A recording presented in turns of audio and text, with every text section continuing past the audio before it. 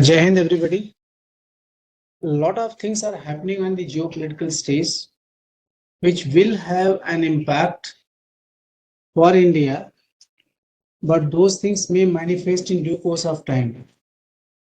What is more important for India is the growing collusion between China and Pakistan. We are well aware in today's time the kind of equipping which is being done for Pakistan by China. One can assume that whatever equipment China is having, all that is available with Pakistan also. While the equipment support impacting the future conflicts may be one issue, but there are more serious issues which have come up in form of the Chinese grand design of BRI, both from the land route and the maritime route, and especially in case of Pakistan, where China-Pakistan economic corridor is being developed. Given the interest of China to safeguard its investment, especially in the time of deteriorating internal security situation in Pakistan, it will not be too late when we will find the Chinese soldiers getting deployed along these corridors and the ports which are being developed like Wada by China, which will bring in a new domain of security calculus for India. We are very fortunate today to have Group Captain R.S. Mehta from IIRF, who are our partners and who were supporting us in multiple domains. To spare him to give a talk on as to how BRI is going to unfold in the Pakistani context. What are the implications for India and what lessons we can learn for future. Before I request Group Captain Mehta to deliberate on this issue, I request Ashika to introduce the speaker. Thank you, sir. Good morning, all. Group Captain R.S. Mehta, Shaurya Chakra, is an alumnus of Banaras Hindu University. In 1982, while pursuing his MPhil at JNU, he switched career to join the Indian Air Force, where he gave his 27 years of distinguished services to the Indian Air Force and held many important posts at various parts of the country, at Air Headquarters, Command Headquarters, at wings and unit levels. He finally retired in the rank of Group Captain, winning the prestigious award of Shaurya Chakra from the President of India and commendation medals from the Chief of Air Staff twice. After leaving Indian Air Force, Group Captain Mehta joined Amity University, where he worked as the Deputy Dean of Students' Welfare and later as OSD to Deputy Vice Chancellor from 2012 to 2021. Having the background of being an instructor at the College of Air Warfare in the Indian Air Force, he was given teaching assignments in the Department of History at Amity University, where he also pursued his PhD thesis on China's Belt and Road Initiative. Currently, he is the Director, Academics and General Secretary of a Delhi and Bangalore-based think tank, the Indus International Research Foundation, where he is a well-known face in lecture circuit on geopolitics, strategic studies and international affairs. I invite Group Captain Mehta, Shaurya Chakra, to give his talk. Thank you very much. Good morning, ladies and gentlemen. First, my gratitude to Director CENJOWS to have given me this wonderful opportunity to engage with a very keen and well-aware audience. Well, my topic is BRI. And what I will try to explore in this talk is BRI sick, dying or dead? Now, why I choose a rather strong term, dead? Because of late, when I listen to knowledgeable discourses in India and abroad, I find a level of dismissiveness in the tone of most experts when the term BRI comes under discussion. Well, I understand that some degree of prejudice had already existed against this topic. And by 2017, India too joined this anti-BRI lobby, and very rightly so. But for reasons very different for which the American experts were dismissing BRI initially. Most of us are aware that initially India was pretty enthusiastic about BRI. It was keen to partner with China to create the euphoric Asia century together. India even became the founding member of the AIIB, Asia Infrastructure Investment Bank, which was one of the financial vehicle to finance BRI. And not only India was a major contributor to this fund, but also became the initial beneficiary of this fund. But India later stepped down off the BRI bandwagon. Why? It was purely on sovereignty issue. I will elaborate this issue later. The question is why America dismissed. The commonsensical answer is that America took it as a challenge of its global primacy, very natural reaction of the established superpower, and therefore no surprise. However, Western academician experts and think tanks dismissed BRI for slightly different reasons. And what was that reason? Reason was that they felt BRI was too big, too ambitious, and too impractical. And that leads to the question, why did they think so? Remember, Western powers had executed some very huge infrastructure projects during the 19th and 20th centuries. These projects not only changed the physical attributes of the globe, but they changed the entire course of human history. Slide, please. Let's take a TSR first. This is the Trans-Siberian Railway. Okay, this 9,259 kilometers long Trans-Siberian Railway completed in 1897 at a cost of $25 million. This project was so huge for its time that it crossed 7 time zones, 87 cities. Fortunately, all of them were within Russian Empire. This is important because BRI has got another set of complications. But the geopolitical impact of this project on the international relation was immense, profound.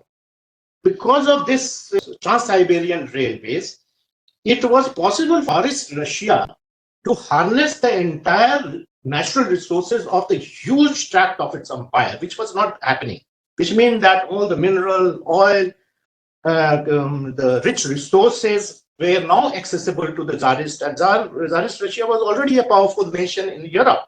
If you see the map, see the size of Russia and see the European nation. So the European nations were very threatened by this project because they thought that all the resources that this railway line will accumulate in Russia will make it a very strong nation and pose a threat to. So why I emphasize is that infrastructure projects have bearing on international relation and geopolitics. Now, slide please. Second project I pick is America East-West Railways.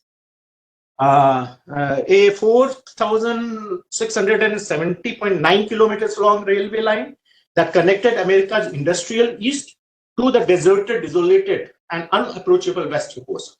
It was completed in 1869 at the cost of 1.2 billion. Next slide. And the third project I would like to highlight is Panama Canal, completed in 1914 at a cost of $15 million. Now these two, next slide please. Now these two projects did the same thing what Trans-Siberian Railways did. You know, the America's east coast, which was industrialized, and west coast was completely inaccessible. You see the vastness of the track plan, and it was a difficult terrain. So America was basically confined to the east coast. All industries, everything was happening.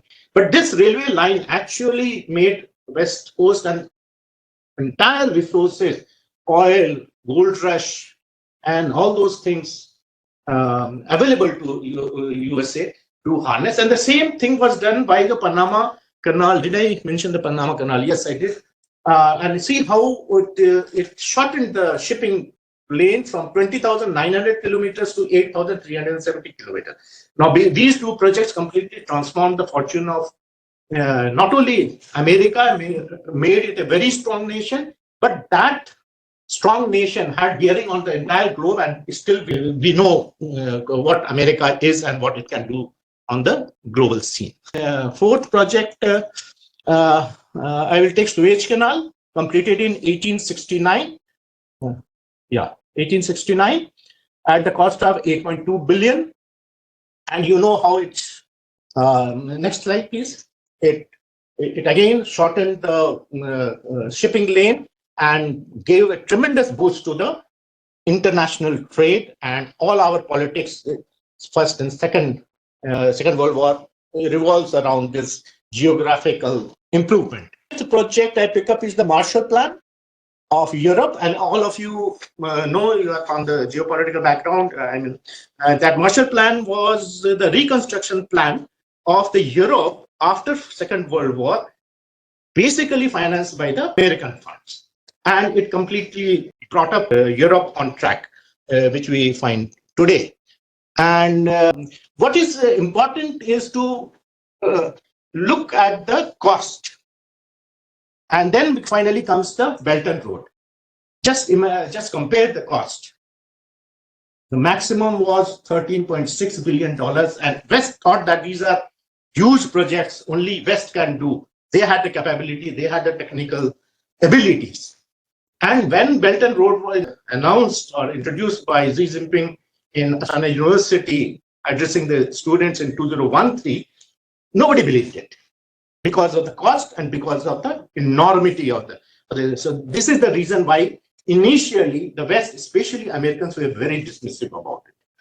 Let us go to the next slide. So what is BRI? BRI is now 1 decade old, almost 10 years, and therefore I think it doesn't need a lot of introduction. I will be very short. All I will say that BRI is not just the biggest, but also the most complex global connectivity project known to mankind. Simply put, it is an attempt of China to connect itself to Europe and Africa by land as well as sea routes.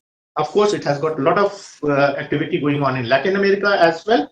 6 major BRI land routes called the Belt, and sea routes are called road, and they are shown on the slide. Next slide. See why China went for BRI.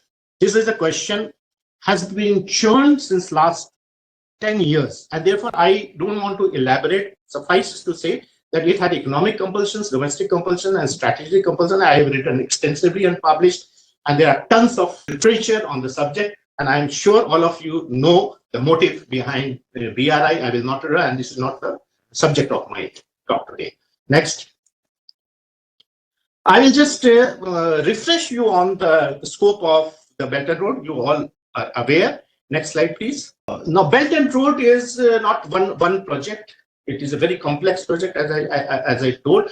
And to make sense of it, is thousands and thousands of different variety of entire globe. And therefore, to make sense of it, what is happening, normally BRI is referred to 6 major corridors, and these corridors are China, Mongolia, Russia corridor, if you see. Next, the European Eurasian corridor, Central Asian corridor. Then next is China West Asia corridor. Then there is a China Pakistan corridor, which is relevant to us. We will talk about that. And it has China Bangladesh India corridor was also relevant, but I will talk about it later. And then, of course, there China Indo-China corridors. These are the land corridors, and then next is the maritime Silk Road. This is basically the traditional Silk Road, and you know, China 85 to 90% export is going through the sea route, which passes Malacca Strait, the narrow passage in the Malacca Strait, which is a headache for China. And China had to secure its sea lanes of communication for commercial and strategic, but more so for its energy needs.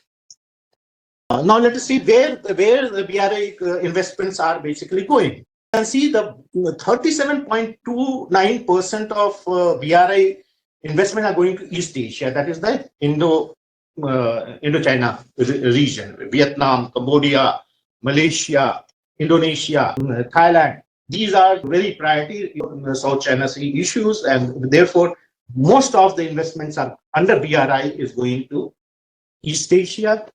Then 17.48% goes to West Asia, and South Asia is coming under this. West Asia and South Asia. Sub-Saharan Africa takes a chunk of 15.5%, 1/6. Africa is a very private area for China. And then Arab Middle East, where China is trying to get foothold, gets 12.3, and China is resourcing a lot of minerals. It is a market for them, and it also gets some oil from there for Venezuela.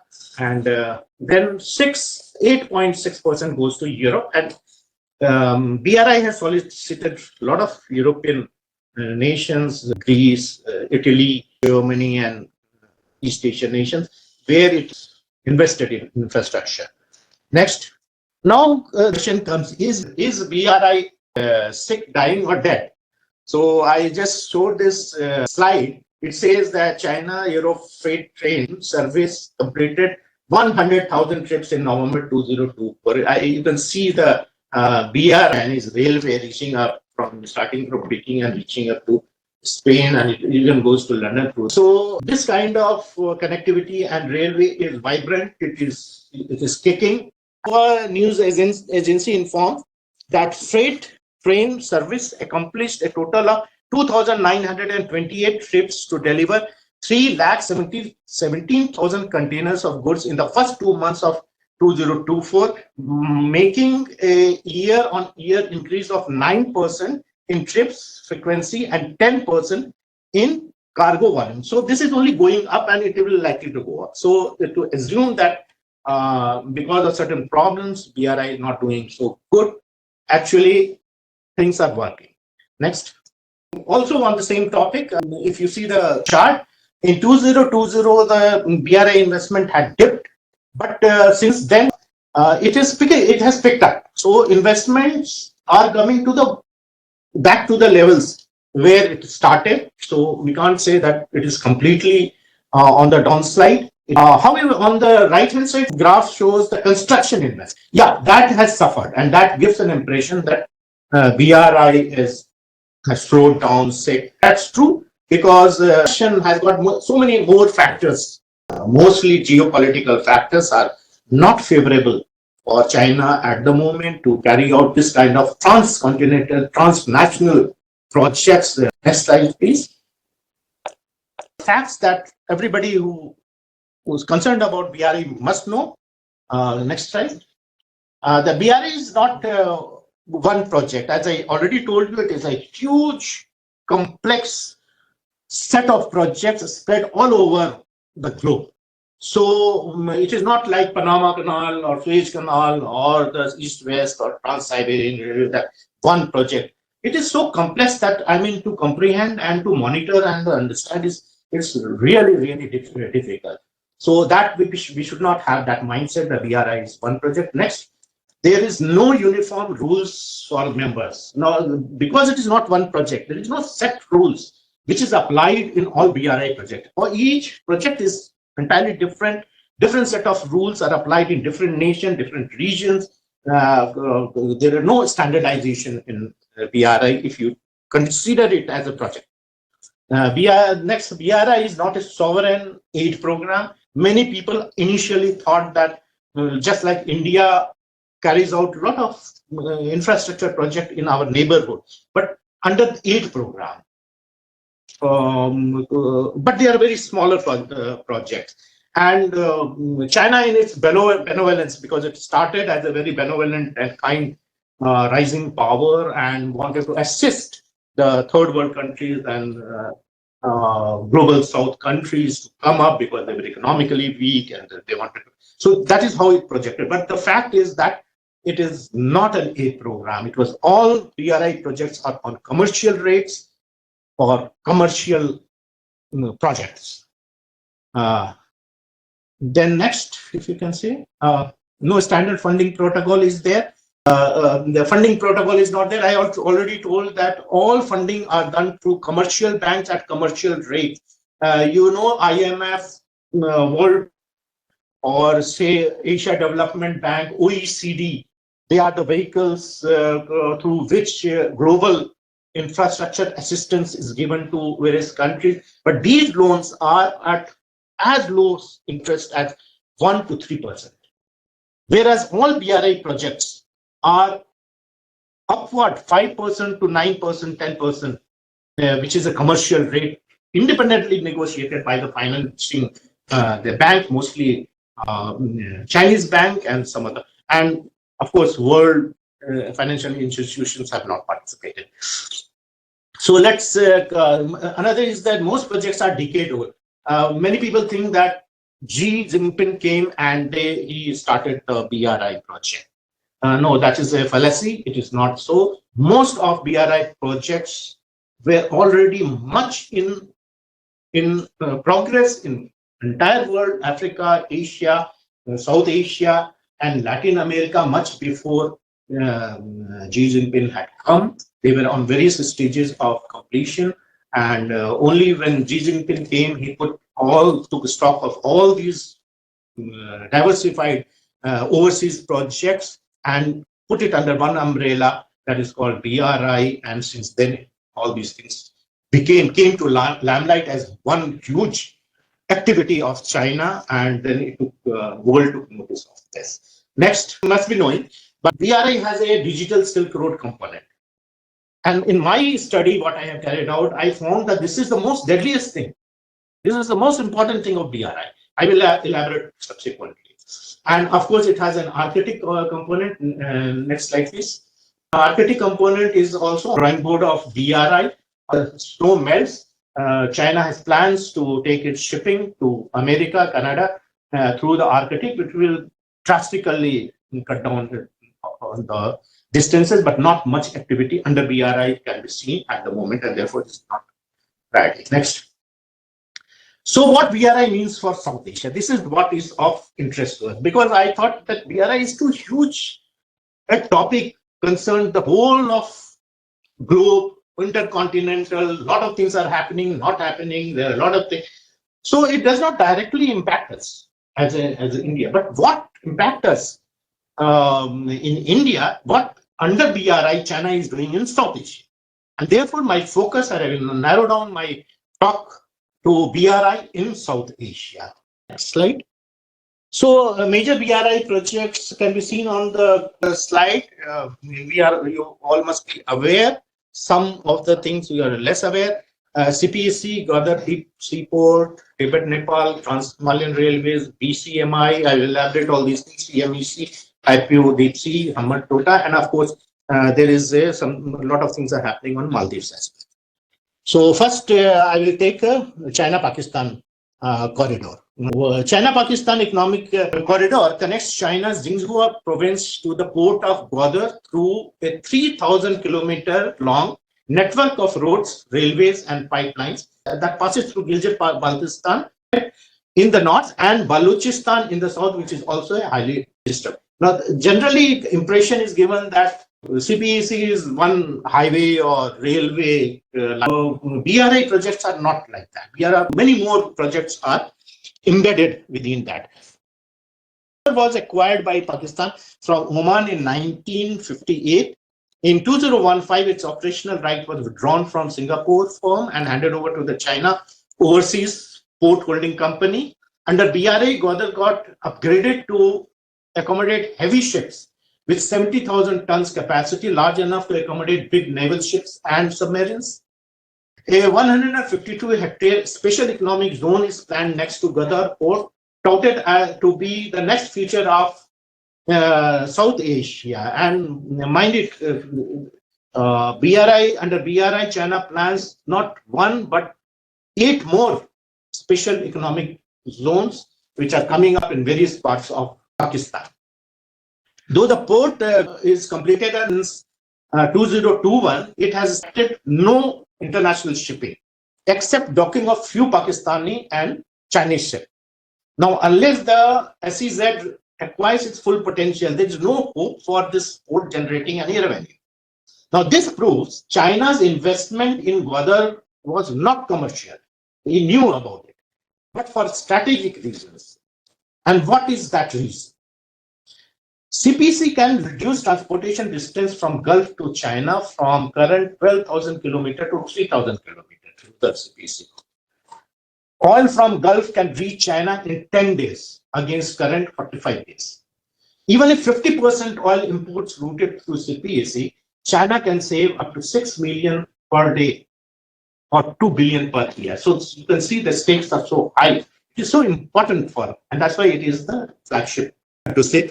On the other hand, Pakistan also views CPEC as an economic touchstone for its economic growth. BRI investment in Pakistan has gone up from 46 billion in 2015 to 62 billion. Mind it, 62 billion, not a small amount. Nearly fifth of Pakistan GDP today. 33.8 billion alone goes to 24 power generation projects. Now, I told you it is not just road. 38.8 billion alone goes to 24 power generation projects. Of course, they are all outdated technology, coal-based and all, a lot of this. 11.8 billion goes to 8 highways.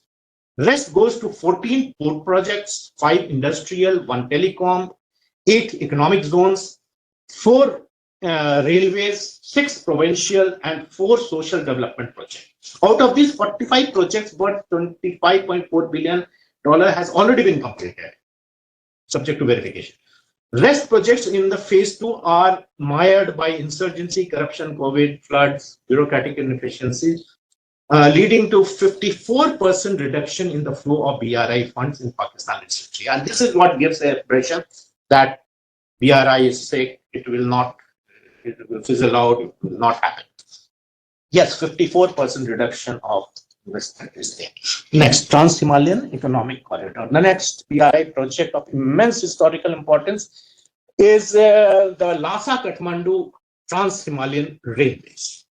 China always looked for a direct access to Bay of Bengal for its remote landlocked autonomous region of Tibet.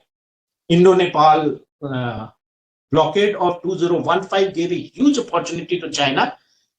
It promptly offered and signed a trade and transit treaty with Nepal in 2016, giving Nepal an alternate access to Chinese ports to reduce its India dependence. All these things, under 14th five-year plan, China aims to connect Tibet to Kathmandu with a high-speed trans-Himalayan railway at a cost of 312 million. Another China-sponsored railway projects in Nepal are Kurong-Kathmandu Railway at a cost of 2.75 billion. Now, if it is implemented, which is likely to be implemented soon, it will connect Nepal directly to the Chinese railway network. Within Nepal, China is also constructing Kathmandu-Pokhran Railway and East-West Railway at a cost of 2.8 billion and $10 billion respectively. Now, you see the slide below. It is very interesting. China has offered Nepal to build a what is called, it is the East-West Railway. Now, the red line, if you see. Now, a parallel railway line already exists on this side of the border in India,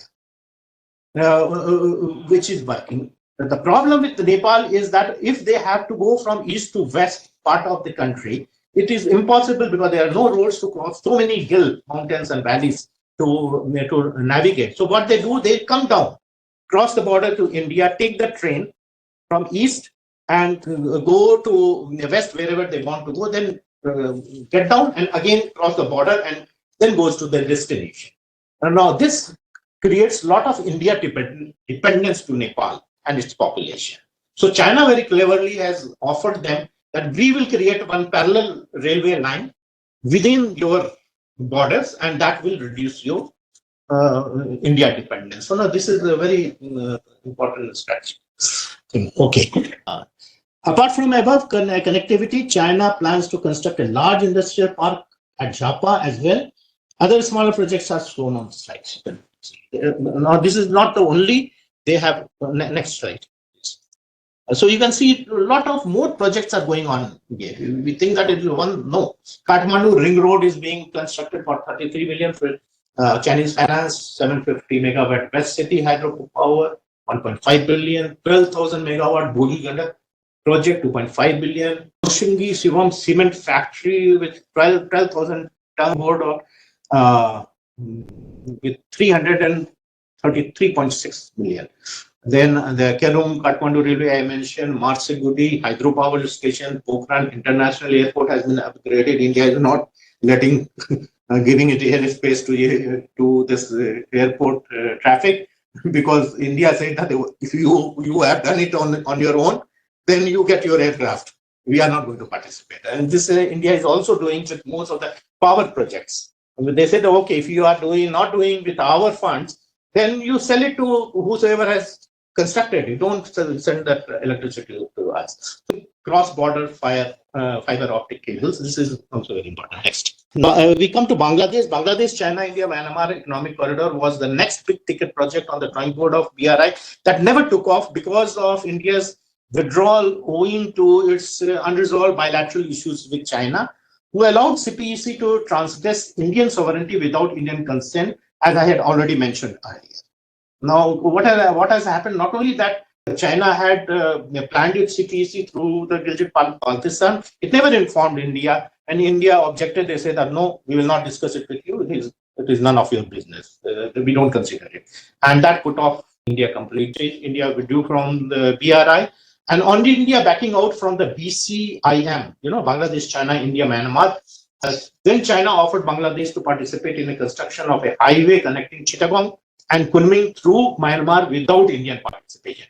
Now, BCMI starts from Kunming, China, and it was to come to Calcutta. Now, since India did not cooperate, they said, okay, leave India aside and you join us. What happened? Hasina government declined this offer and expressed desire to join India initiative of the 13,660 kilometer long cross-border highway called the India-Myanmar-Thailand Trilateral Highway, linking More in India, Bagan in Myanmar, and Mesot in Thailand, which is near completion. Undeterred, China sought permission from Bangladesh to develop a deep-sea port that could accommodate submarines at Sonadia Matabari Islands near Chittagong, which was also declined by Hasina. And instead, she asked China to develop a less strategic and shallow port of Payara. In the meantime, trade between China and Bangladesh has increased rapidly to $14 billion. Dhaka has also given oil and gas exploration rights to China in its gas fields in Barakpuria. All put together, Bangladesh has signed with China 27 deals related to BRI, comprising 15 agreements and MOUs and 12 loan documents, jacking up total Chinese investment in Bangladesh to $200 million. And things are going to change with the change of government. Hasina was maintaining a balance between India and China influence, but all that has gone. And with Mr. Yunus, we do not know what is going to happen. We'll wait and see. Most likely, it will not be favorable to India. So next slide, China-Myanmar Economic Corridor. Now, this is another very strategic and important BRI project in South Asia, which impacts us, the CPEC related to China's energy security. After Pakistan and Bangladesh, Myanmar is the third country in South Asia where China's maritime Silk Road is planned to meet the territorial belt. There are two components, and these are the points when the maritime sea roads, where ships are going to meet their land routes. China had already developed a deep sea port in Myanmar at the cost of 1.3 billion, phase one of the two projects at Kaipu, as early as 2009. I told you that all projects in the BRI are not started by Xi Jinping. Kaipu was already created in 2009 with Chinese assistance. And now under BRI, 810 kilometer long Kaipu Kunming railway line, along with construction of an economic zone, are added to it. China has already constructed a terminal connected to Yunnan's oil gas pipeline. So already pipeline is laid and it is functioning. It supplies crude oil and natural gas to Yunnan as well as the local population of Myanmar. The oil gas terminal is designed to accommodate oil tankers of up to 3 lakh tons, making it the region's next largest petrochemical hub after Singapore. So naturally, it can also accommodate all size of the Chinese Navy. 6 major BRI projects in Myanmar are Kaipu Deep Sea Port, Muse Mandle Railway Projects, New Yangon Development Projects, Biosota Hydropower Power Projects, and Kaipu Kunming Railways. Next slide. Afghanistan. Afghanistan has approximately 1 trillion worth of mineral waiting to be exploited. Despite MOU signed in 2016 with the Afghan government by China, and projects like China, Central Asia, Afghanistan Economic Corridor, or CCAAEC, and 5 nation railway projects are on the drawing board of BRI. Unstable condition has made Afghanistan a non-priority area for BRI. Now let us turn our focus from land to sea, where BRI plans the maritime Silk Road. Next slide, please. Let's take Sri Lanka first. Between 2005 and 2015, under Mahendra Rajapaksa, Sri Lanka sanctioned the Hambantota port project at a cost of $1.5 billion. Lack of due diligence led to his successor government to question and stall this project. However, it was later cleared under duress, as Sri Lanka had no means to pay back the loans it had already taken from China for this project. To offset the debt, the government agreed to lease 80% of the port to and 15,000 acres of land to China for 99 years. Rajapaksa came back to power and accepted further 500 million from China to upgrade Colombo International Container Terminal, upgrade its capacity from 4.5 million TEU to 7.2 million TEU to make it one of the 20 largest container ports in the world. China has already sunk 14 billion in Sri Lanka's infrastructure, with roads and expressway receiving the largest investment, followed by building of ports. Go to next. Now, Maldives is the cluster of 12 islands with only 35,000 square kilometers of habitable land to accommodate its 4 lakh citizens. The archipelago is perched right at the center of the Indian Ocean, of world's busiest international shipping lane, which gives it a unique strategic importance. Due to proximity, Maldives always had a close and cordial relation with India. However, in 2014, China offered large-scale financial assistance to this tiny island nation under its Maritime Silk Road strategy. As a result, during President Abdullah Yameen, the government of Maldives borrowed a disproportionate amount of funds from China beyond its paying capacity, to the tune of $1.4 billion, nearly third of its GDP. In return, China constructed the famous kilometer-long Friendship Bridge, costing 210 million, connecting its international airport on the island of Hulhule, direct to its capital, Male. And earlier, ferry passengers from the airport to the capital. Mr. Yameen also awarded China contract to build an additional runway on the same island, cancelling its earlier contract with Indian firm. China got the right to construct a seaport in one of the islands called Lam.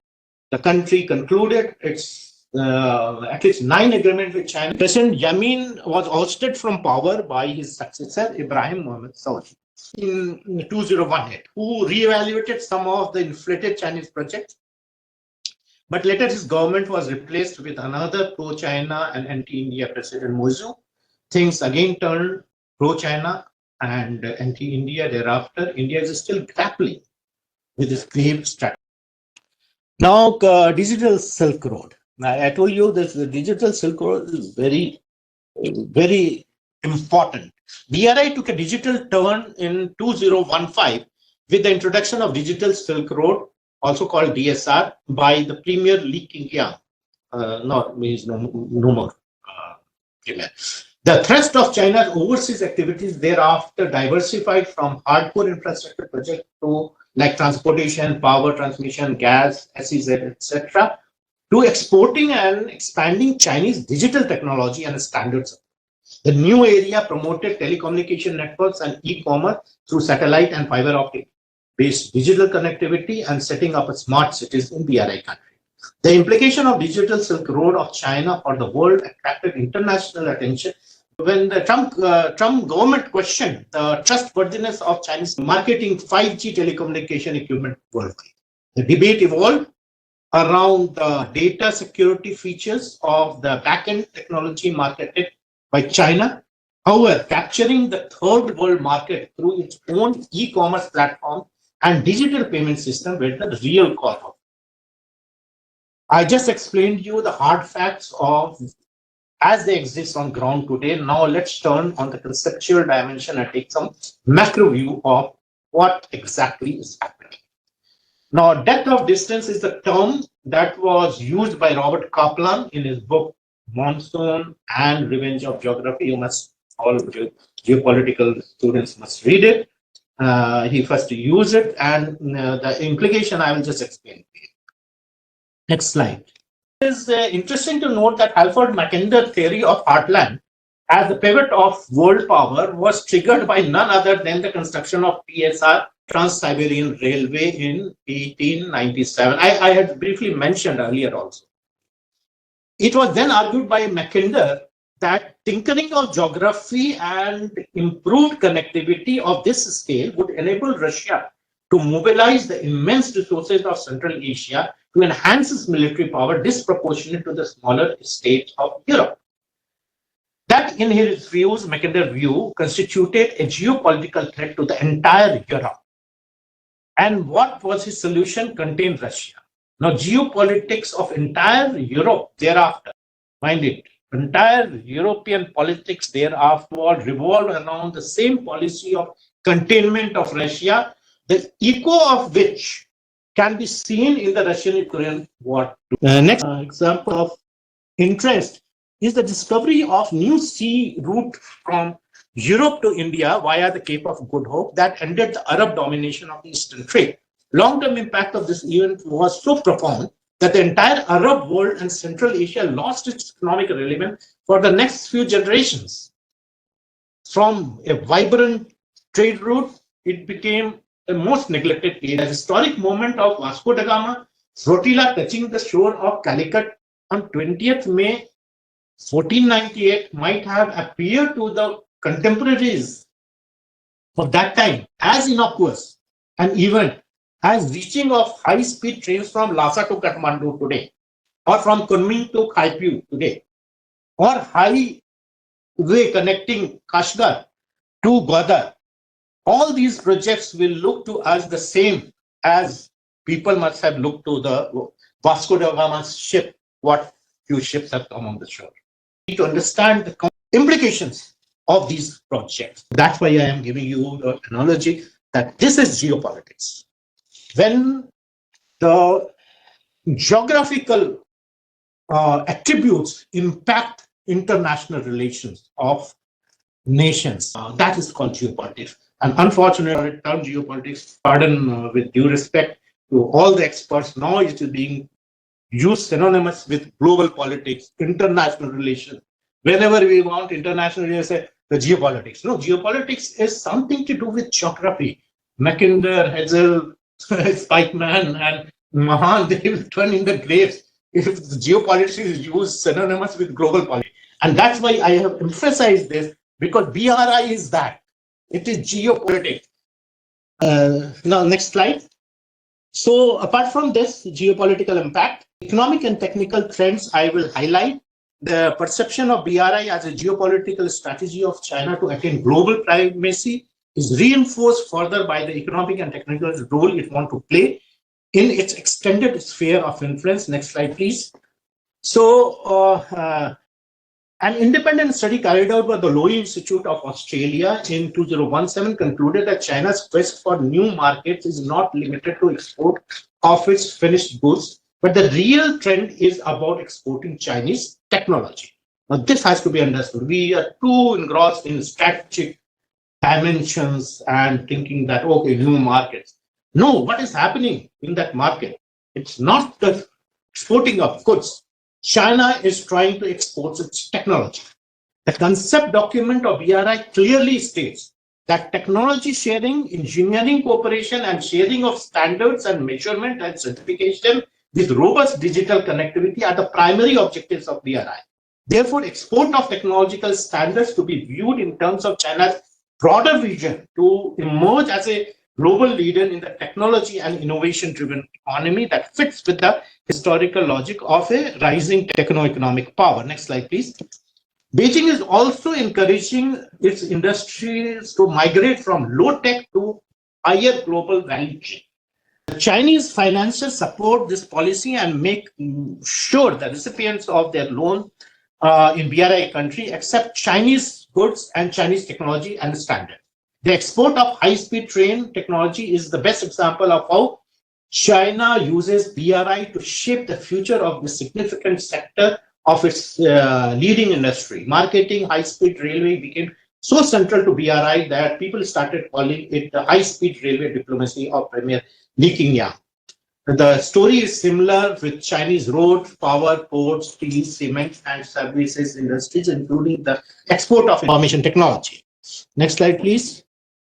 The US-China Economic and Security Review Commission had identified the trend of China making indigenous technology standards central to legitimize its global leadership in technology as early as 2013. The Commission had indicated that China believed that third-tier companies make products, and there is another layer that supplies only raw material, like African countries. And the developing countries are the third-tier companies who create products. Now, India, if you want to put it, India is in the third layer. We are aspiring to become the industrial house of the world, producing and exporting. But this is third layer. The second layer, tire companies make technologies.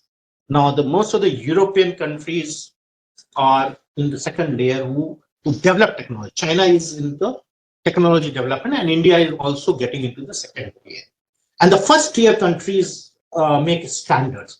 They set the standards on which the technology is to be developed. Now, if you see the IT technology development, all standards have been set up by the European and American companies, and China is also doing it. Now, all products, IT products and software has to conform to those, only then it will become globally relevant. If you make something in your own small silo, it will not go globally, only you can use it. So to make it global, you have to conform to the, and who makes that standard?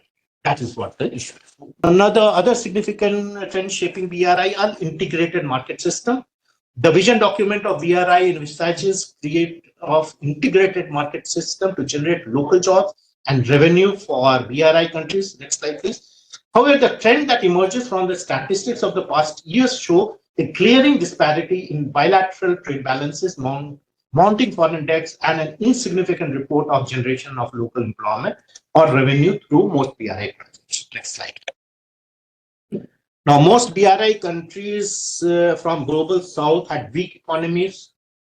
They were also under heavy international debt. Poor loan paying capacity made them unfit for further loans. However, the political elite, media, and civil societies were open to it. Now, China therefore succeeded in pursuing most BRI countries to go for massive, unviable projects at high commercial interest and made them sign free trade agreements in return. Now, FTA favors Chinese manufacturers more than BRI countries in South Asia. Unable to compete with their Chinese counterparts in scale, efficiency, technology, quality, and cost, the prospect of growth of local manufacturing gets strangulated. Therefore, if BRI creates new markets, as in the Chinese document, they appear to serve more Chinese interest than the interest of their host. Treating such market creation balanced and mutually beneficial seems dichotomous. Next slide. Now, contract management. Though Chinese documents claim that contracts for BRI projects are open for all bidders and transparency is maintained, the truth is that most big ticket contracts go to the Chinese companies. Statistics show that 89% BRI projects go to Chinese, 7.6% go to local companies and host countries, and only 3.4% goes to foreign companies. For this undue favor to the Chinese firms, making others bidders non-competitive. BRI is used as a springboard to promote Chinese companies. International environmental standards and resettlement costs are compromised to make bid more competitive in favor of Chinese firms. Today, Chinese companies, they will be surprised to know that today Chinese companies occupy the top 5 slots among the top 10 major contractors of the world. Now, lending practices also I will talk a little bit. Next slide, please. Another trend pertains to BRI trend pertains to China's lending practices. BRI transactions are very non-transparent. High degree of opacity is practiced in financing and lending fields. China is not a member of Paris Club or OECD, hence not obliged to disclose its loan to International Monetary Agency. Therefore, we actually do not know how much and on what terms these loans are being given. Other loans are well documented. Terms and conditions of hiring Chinese companies building and operating these projects also remain opaque. The secrecy give critics the room to suspect that China uses BRI to create economic, financial, and technological dependencies in vulnerable BRI countries. This report, Chinese lending in Maldives, is a classical example of triggering economic crisis. As per US-based Center for Global Development, the debt to GDP ratio of Maldives grew 73% in 2015 to 109% in 2018, making Maldives the highest indebted country among the 23 countries taken up for the study. Such high level of sovereign debt destabilizes fragile economies. Similarly, China needed Hambantota as a maritime base to serve its strategic requirement interest to serve its energy supply in the Middle East, from the Middle East. Much like Gwadar, it was well known that this port was unlikely to attract international shipping. Yet Sri Lanka was persuaded to build it at their cost, at Sri Lanka's cost. By influencing the Sri Lankan leadership, we know all the story, what all happened to that. Predictably enough, on completion of the port, earned barely 1.3 million annually against its annual debt liability of 65 million. This resulted in Sri Lanka losing its sovereign control over its port. Thus, even without being the largest lender to Sri Lanka and Pakistan, see, China will argue, no, we are only 10 to 15%. Rest all loan is from the world institutions. We should not be held responsible. No. They lend these finances to these countries at the point when they were on the cliff. They were about to fall. They were unfit for further financing by the whole world body because due diligence said that they don't have capacity. At that point of time, 15% and 20%, if loan is given, trusted through bribery to these countries on projects which are not people-centric, strategic, that created a disaster and catastrophe that we see today. Therefore, under such pre-existing distressed condition, China is extending unsustainable loan to fragile South Asian economies for strategic reason by influencing political leaders emerge a prominent politico-economic trend in South Asia under BRI. Next slide. Now let us talk about Indian perspective. In my analysis, India's concern about BRI being China's attempt to gain a strategic foothold in South Asia at the cost of India is understandable. It is obvious.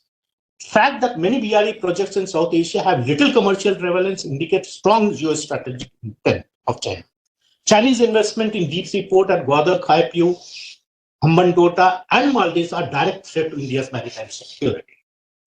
Realism demanded, this is important, realism demanded that strong retaliation from the violated regional power was expected.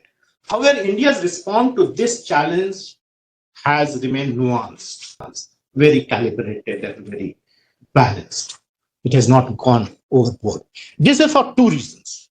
Dr. Raja Mohan says that unlike Monroe Doctrine of USA, if you people are familiar with, in Indian strategic calculus, concept of exclusive Indian sphere of influence in South Asia is non-existent. We don't have that kind of thought process of thinking that South Asia is our exclusive zone and outside powers cannot come in, just like America does not allow any foreign power to come to Latin America. This was very studiously practiced to prevent European powers, who were much more powerful than America at that point, right, to interfere. But India does not have this kind of thought process from the very beginning, even there. And secondly, India's adherence to the principle of freedom of navigation in South China Sea binds it to follow the same principle in Bay of Bengal and Arabian Sea. If we are advocating there, we cannot do something opposite in our own sea, IOI. Both the above factors tie down India's hands completely and give an open license to China and its BRI to act in South Asia and Indian Ocean region in a manner it wants, even though some of these, in fact, most of these actions violate India's own national security interest. Bound by above diplomatic constraints, India has opted to take its battle of influence in South Asia from strategic and diplomatic arena to the connectivity and development front. It may help India to counter aggressive Chinese investment in South Asia by bringing consortium of investors from the developed world having stakes in the region, earmarking US dollar 110 billion by Japan in 2017 for quality infrastructure investment in Asia as official development assistant. US government's Millennium Challenge Corporate Funds (MCC) signing of 500 million grant with Nepal government, and G7 declaration in its last summit to build back better world (B3W) in short it's called, to help narrow US dollar 40 trillion infrastructure need in the developing world are good initiative that India needs to leverage them to counter China's growing influence. It will not happen.